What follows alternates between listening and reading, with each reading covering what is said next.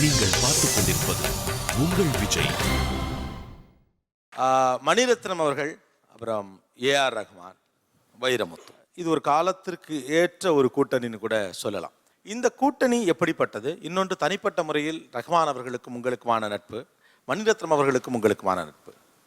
ஒருவரை ஒருவர் புரிந்து கொண்டிருக்கிறோம், ஒருவரை ஒருவர் மதிக்கிறோம்.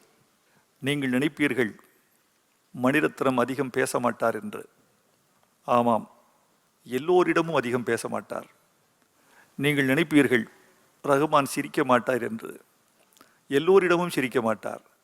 நாங்கள் 3 பேரும் கூடினால் நித்தம் தீபாவளி தான், பட்டாசு தான், கலகலப்பு தான், உற்சாகம்தான்.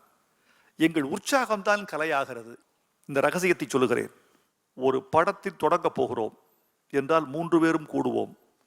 இந்த படத்தில் மிகச்சிறந்த பாட்டு எதுவாக அமைய முடியும் என்று முடிவு செய்வோம். இதுதான் இந்த படத்தில் மிகச்சிறந்த பாட்டு. அந்த பாட்டை மெட்டமைத்து எழுதுங்கள், ஒலிப்பதிவு செய்வோம் சொல்லுவோம். ஸோ அந்த படத்தின் மிகச்சிறந்த பாட்டு ஒலிப்பதிவாயிடுச்சு. இப்போ நாங்கள் முடிவு செய்வோம், எல்லா பாட்டும் இந்த மிகச்சிறந்த பாட்டை தாண்ட வேண்டும்.